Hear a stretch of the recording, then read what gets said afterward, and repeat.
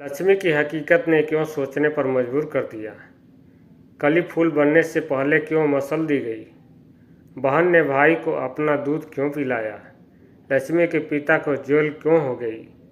दोस्तों, ये कहानी बहुत ही इंटरेस्टिंग होने वाली है।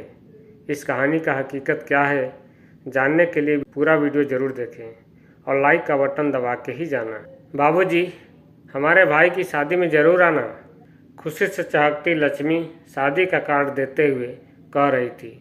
ज़रूर आऊँगा लक्ष्मी, तुम्हारे यहाँ न आऊँ ऐसा कैसे हो सकता है, मैं उसे दिलासा देते हुए बोला था। लक्ष्मी के माँ बाप उसी समय गुजर गए थे जब वह मुश्किल से 15 साल की रही होगी। उसकी गोद में 1.5 साल का छोटा भाई और साथ में 5 साल की बहन रानी थी। आज इस बात को कई साल हो गए हैं।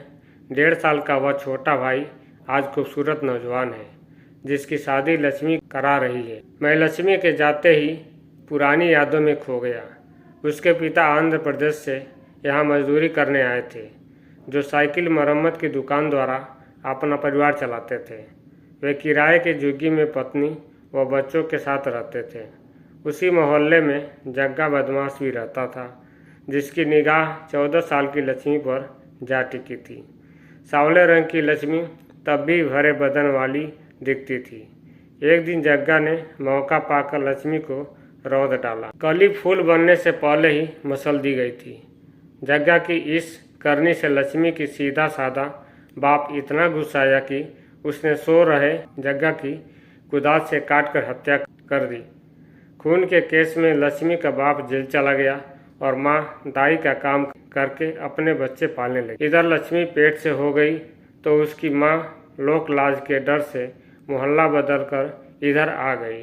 फिर तो सरकारी अस्पताल में बच्चे का जन्म और उसकी जल्दी मौत। लक्ष्मी की माँ द्वारा इस तनाव को झेल न पाना और अचानक मर जाना सब एक साथ हुआ। एक चौरी टेबल स्कूल में दाई की ज़रूरत थी, सो लक्ष्मी को रख लिया गया। सुबह नियमित समय पर आना, अपना काम मन से करना, सबसे मीठा बोलना लक्ष्मी के ऐसे गुण थे कि वह सभी का सम्मान पाने लगी। आज इस बात को तकरीबन 25 साल से ज़्यादा हो गए हैं। अब लक्ष्मी एक अधेड़ औरत दिखती है। क्यों लक्ष्मी, इन सब झमेलों के बीच तुम अपनी शादी भूल गई? मैंने मजाक में पूछा था। भूली कहाँ सर, शादी के बाद भी तो बच्चे ही होते हैं ना। 2 बच्चे मेरी गोद में हैं। मैंने जन्म नहीं दिया है तो क्या हुआ, अपना दूध पिलाकर पाला तो है। लक्ष्मी का यह जवाब मुझे अंदर तक हिला गया। तुमने दूध पिलाया है? मेरे मुंह से निकल गया। हाँ साहब, मैं उस जग्गा बदमाश के चलते बदनाम हो गई थी। कौन शादी करता मुझसे? बच्चा पैदा करने के चलते मैंने एक बार अपने रोते भाई को मजाक में दूध पिलाया था।